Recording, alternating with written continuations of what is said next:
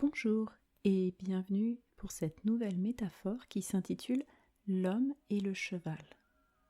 Cette métaphore est un cadeau pour vous si vous souhaitez résoudre un conflit ou que vous avez de la difficulté à laisser les gens venir à vous en respectant votre rythme et celui de l'autre.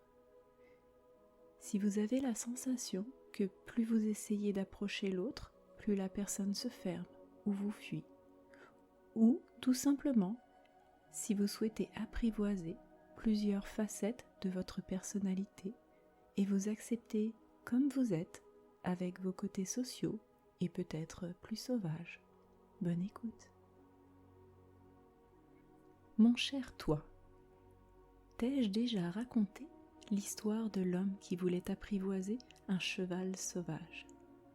Si tu le souhaites, je vais te la conter.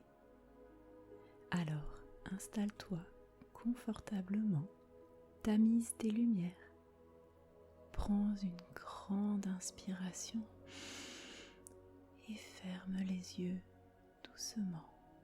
Le voyage peut commencer. Dans cette histoire, l'homme n'avait pas de nom. Certains disent même qu'il s'agissait d'une femme.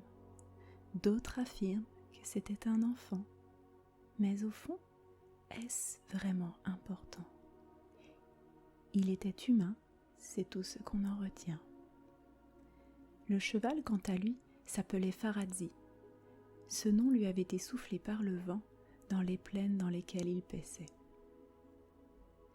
Bien qu'a priori, rien ne les relie, le destin malicieux en décida autrement. Par une chaude journée de printemps, l'homme, assis au sommet d'une colline, méditait sur sa vie. Perdu dans ses songes, son regard se posa au loin sur une forme étrange au creux de la vallée. Tout d'abord, il ne reconnut pas cet objet. Il fallut à ses yeux un temps pour s'adapter. Sorti de ses pensées, intrigué et curieux, il se leva, s'étira et, prudemment, pas à pas, il entreprit de descendre dans la plaine en contrebas. Lorsqu'il fut à mi-chemin, la forme devint plus précise. Quelle ne fut pas sa surprise lorsqu'il réalisa que ce qui s'offrait à sa vue était en fait un cheval sauvage. Ils étaient si rares dans ces contrées, cela faisait des années qu'il n'en avait pas aperçu. Son cœur fit un bond et un espoir fou naquit en lui. Il se prit à rêver que, peut-être, il pourrait le posséder. Son excitation grandissait à mesure qu'il s'approchait. L'animal leva la tête et observa un instant l'homme qui marchait dans la colline. Le jugeant inoffensif, il détourna les sabots et se remit à brouter. La respiration de l'homme s'intensifiait à mesure que l'excitation en lui grandissait. Sans même y penser, son pas s'était accéléré. Il dévalait maintenant les derniers mètres qui le séparaient de la bête paisible. Il était assez proche pour sentir les effluves portés par la brise. Il pouvait maintenant percevoir son pelage qui luisait sous les rayons du soleil, faisant ressortir les couleurs uniques de sa robe. Le cheval leva de nouveau la tête. Cette fois, une lueur d'inquiétude s'anima dans ses yeux. Que voulait donc ce bipède qui courait vers lui de la sorte? Méfiant, il s'ébroua et instinctivement s'éloigna de cet être qui empiétait sur son territoire. L'homme, réalisant que l'animal pouvait disparaître en quelques foulées, rendant ainsi son rêve inaccessible, courut plus vite encore, dans l'espoir de l'attraper avant qu'il ne s'enfuit réellement. Le cheval, tout d'abord surpris, commença alors à paniquer. Si le bipède s'approchait aussi rapidement, ce devait être un prédateur, assurément.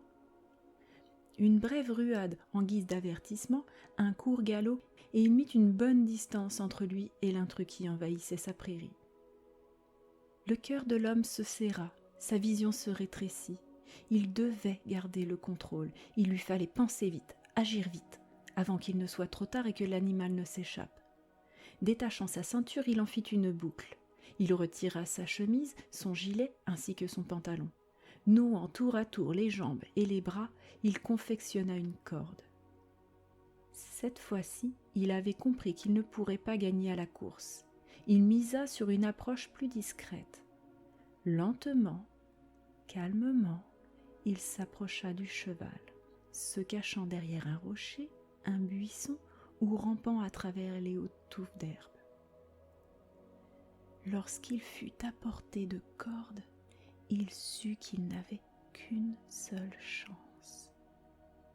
Plein de confiance et de volonté, il lança son lasso de fortune qui s'enroula autour du cou de la bête.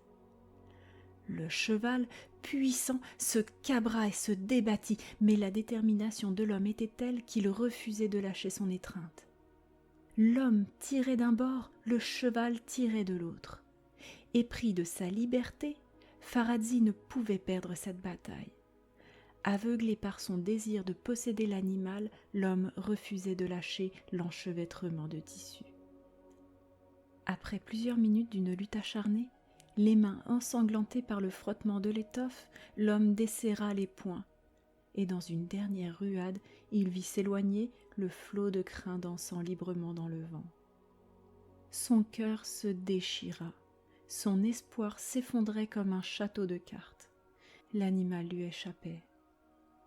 Le plus difficile à accepter était qu'hier, ne sachant pas que ce cheval existait, son absence ne lui aurait pas manqué.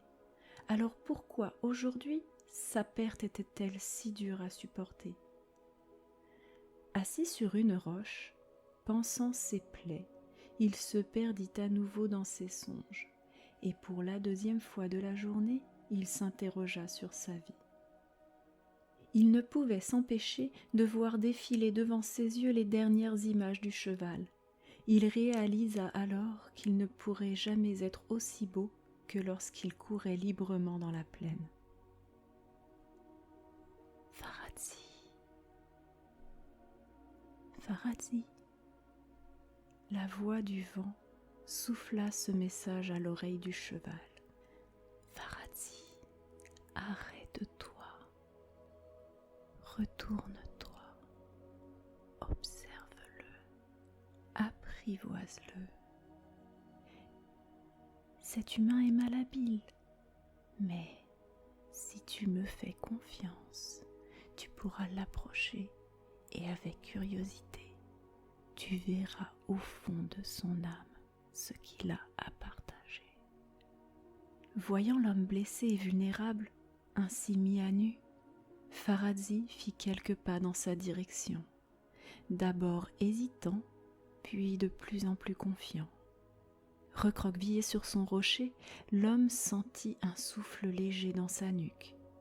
Puis il sentit le chatouillis de longs crins qui lui caressaient les bras et le dos. L'odeur qui filtra dans ses poumons ne laissait aucun doute. Le cheval était là, qui le humait et le flairait. Son cœur fit un tour, lentement, très doucement. Il releva la tête et il vit à quelques centimètres de son visage 2 gros naseaux dilatés au souffle doux et chaud. D'un geste délicat, il leva la main pour effleurer du bout des doigts le duvet soyeux qui les recouvrait. Pharazzi appuya son nez sur cette main tendue et en baissant la tête, la fit glisser sur son front.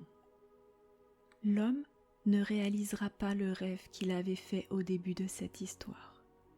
Il ne possédera jamais Pharazzi. Il accomplira bien plus. Il laissera à 2 êtres le temps de s'apprivoiser. Et le vent murmure que depuis ce jour, la plaine est rythmée du bruit des sabots au galop de Pharazzi portant un humain sur son dos.